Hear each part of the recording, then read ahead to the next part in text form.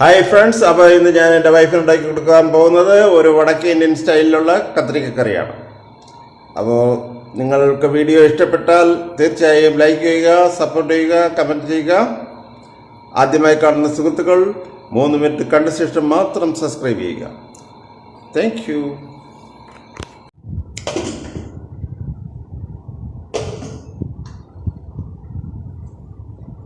കുറച്ച് നാളായി കത്രിക്ക കറിയും ടേസ്റ്റ് ചെയ്തൊക്കെ നോക്കിയിട്ട് ഇന്ന് എന്തായാലും ഒന്ന് ടേസ്റ്റ് ചെയ്ത് നോക്കാം. കത്രിക്കറിയുടെ ടേസ്റ്റ് നോക്കട്ടെ. കത്രിക്കക്കറി ആദ്യം ഒന്ന് കത്തിരിക്ക ഇട്ട് കഴിച്ചു നോക്കാം, എങ്ങനെ ഉണ്ടെന്ന് നോക്കാം. കത്രിക്ക നല്ല സ്പോഞ്ച് പോലെ ഇരിക്കുന്നുണ്ട്. നമ്മൾ സാധാ കറി വെച്ചാൽ ഇങ്ങനെ ഇരിക്കില്ല, ഇത് നല്ല സ്പോഞ്ച് പോലെ ഇട്ട് കഴിച്ചു നോക്കാം.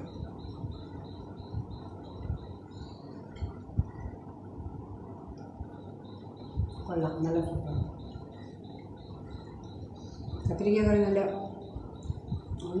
നല്ല സോഫ്റ്റ്, അടിപൊളി.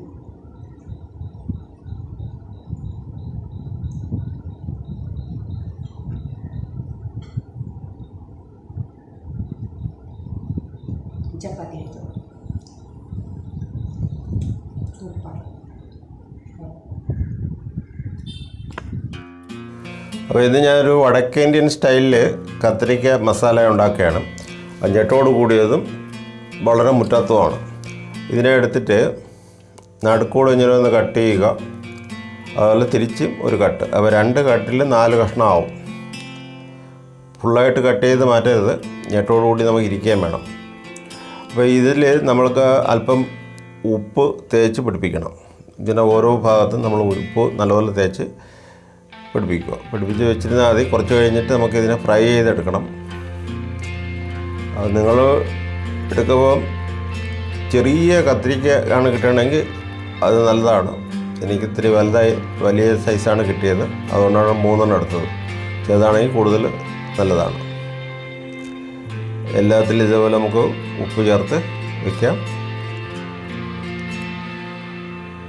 ഫ്രൈ ചെയ്യാൻ നേരത്ത് നല്ലൊരു ടേസ്റ്റ് ആവും. പിന്നെ നമ്മളിവിടെ ചേർക്കുന്നത് വെച്ചാൽ തൈരാണ്. നല്ല പുളിപ്പില്ലാത്ത തൈര്, ഫ്രഷ് തൈര് 1 കപ്പ്. 1 കപ്പ് എന്ന് പറഞ്ഞപ്പോൾ 250 ml ആണ്.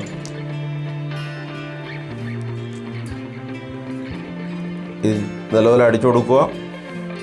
അപ്പോൾ ഇതിൻ്റെ കൂടെ നമ്മൾ മസാല പൊടികൾ ചേർക്കുന്നത് വെച്ചാൽ 1.5 ടേബിൾ സ്പൂൺ ഞാൻ ഇവിടെ മല്ലിപ്പൊടി എടുത്തിട്ടുണ്ട്. 1/2 ടേബിൾ സ്പൂൺ മുളക് പൊടി, 1 ടേബിൾ സ്പൂൺ ഞാൻ മുളക് ക്രഷ് ചെയ്താണ് എടുത്തിരിക്കുന്നത്. അപ്പോൾ അത് ചേർത്ത് കൊടുക്കാം. 1/2 ടീസ്പൂൺ ഗരം മസാല,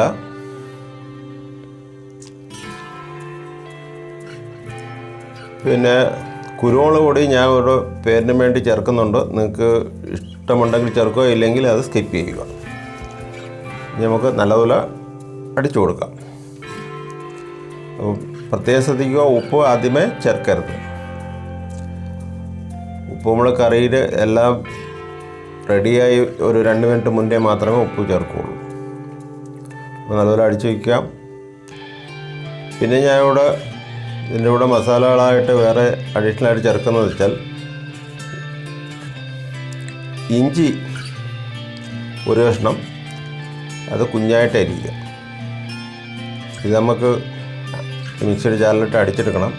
അതേപോലെ 1 പച്ചമുളക് ചെറുതായിട്ട് അരിഞ്ഞതാണ്, അത് ചേർത്ത് കൊടുക്കാം. 2 തക്കാളി, ഇതും ചെറുതായിട്ട് കണ്ടിച്ച് നമുക്ക് 3 കൂടെ ചേർത്ത് നമുക്ക് ഒരു പ്യൂരി ഉണ്ടാക്കി വയ്ക്കാം.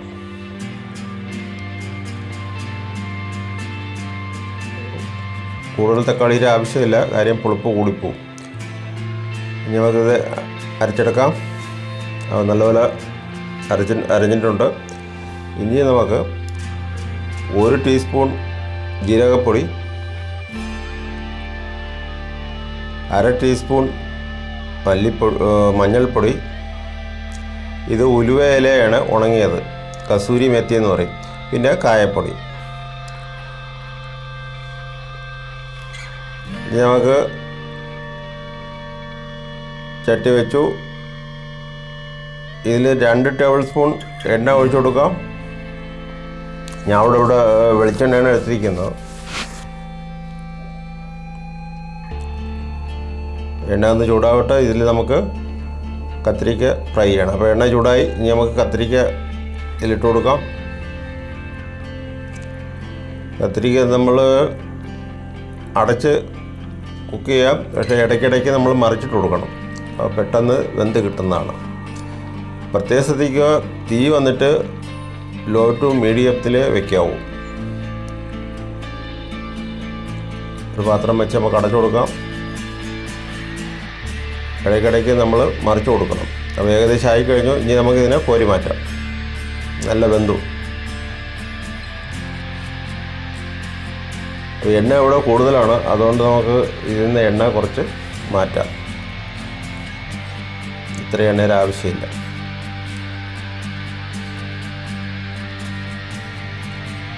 ഇനി നമുക്ക് ജീരകപ്പൊടി ഇട്ട് കൊടുക്കാം, മഞ്ഞൾപ്പൊടി, അതുപോലെ ഉലുവയില ഒന്ന് കൈകൊണ്ട് ഉടച്ചിട്ട് കൊടുക്കുക. ഇനി നമുക്ക് കറിവേപ്പില ഇട്ട് കൊടുക്കാം. നല്ലപോലെ ഇളക്കി കൊടുക്കുക.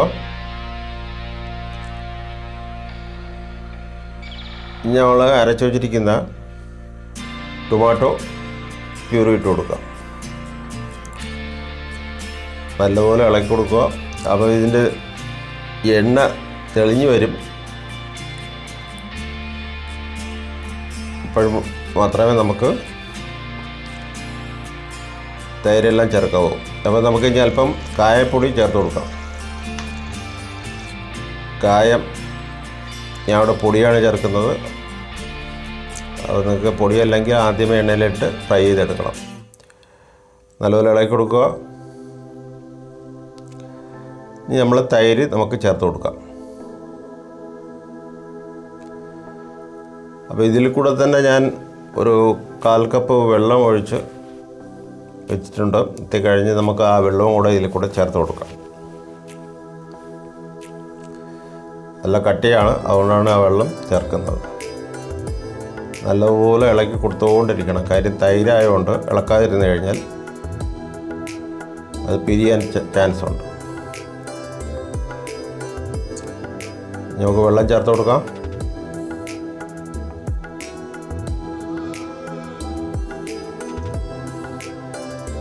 കാൽ കപ്പ് വെള്ളമാണ് ഞാൻ ചേർത്തത്. നിങ്ങൾക്ക് കൂടുതൽ ഗ്രേവി വേണമെങ്കിൽ അതനുസരിച്ച് ചേർക്കുക.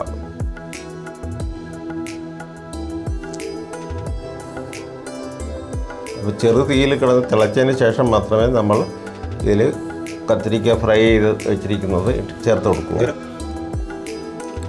തിളച്ച് വരെയാണ്. നമുക്ക് കത്തിരിക്ക ഇട്ട് കൊടുക്കാം. ഒരു പാത്രം വെച്ച് അടച്ചു കൊടുക്കുക. ഇടയ്ക്കിടയ്ക്ക് മറിച്ച് കൊടുക്കണം.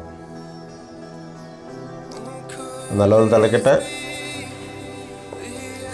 നമ്മൾ ഇപ്പോഴാണ് ഉപ്പ് ചേർക്കുന്നത്. ഉപ്പ് ഞാനിവിടെ 1 ടീസ്പൂൺ എടുത്തിട്ടുണ്ട്. അപ്പോൾ നിങ്ങൾക്ക് കൂടുതൽ ഉപ്പ് വേണമെങ്കിൽ അത് നോക്കിയ ശേഷം മാത്രം ചേർക്കുക. ആൾറെഡി കത്തിരിക്കയിൽ നമ്മൾ ഉപ്പുണ്ട്. കറിയുടെ ഉപ്പ് മാത്രമേ ആവശ്യമുള്ളൂ. അപ്പോൾ അതനുസരിച്ച് ചെയ്യുക. ഇത് നിങ്ങൾക്ക് എല്ലാവർക്കും ഇഷ്ടപ്പെടും. കാര്യം പ്രത്യേക വെറൈറ്റി ഒരു ഡിഷാണ്. കത്തിരിക്ക ഒന്ന് ഫ്രൈ ചെയ്തെടുക്കുന്നത് മാത്രമേ ഉള്ളൂ. ബാക്കിയെല്ലാം സിമ്പിളാണ്. വളരെ സ്പൈസി ഒന്നുമല്ല. നല്ല തിളച്ച് കഴിഞ്ഞു. ഇനി നമുക്ക് കറിവേപ്പില ആണ് ഞാൻ ചേർക്കുന്നത്. കാര്യം മല്ലിയില കിട്ടിയില്ല. മല്ലിയില കിട്ടുകയാണെങ്കിൽ നിങ്ങൾക്ക് മല്ലിയില ചേർത്ത് കൊടുക്കാം. ഞാൻ ഇവിടെ കറിവേപ്പിലാണ് ഇടുന്നത്. അപ്പോൾ നമ്മുടെ കറി ഇതവിടെ റെഡിയായി കഴിഞ്ഞു. ഇനി നല്ലൊരു സർവിങ് ബൗളിലേക്ക് നമുക്ക് മാറ്റാം. അപ്പോൾ എല്ലാവരും ട്രൈ ചെയ്ത് നോക്കുക. വീഡിയോ ഇഷ്ടപ്പെട്ടു കഴിഞ്ഞാൽ ലൈക്ക് ചെയ്യുക, സപ്പോർട്ട് ചെയ്യുക. ആദ്യമായി കാണുന്നവർ തീർച്ചയായും സബ്സ്ക്രൈബ് ചെയ്യുക. Thank you.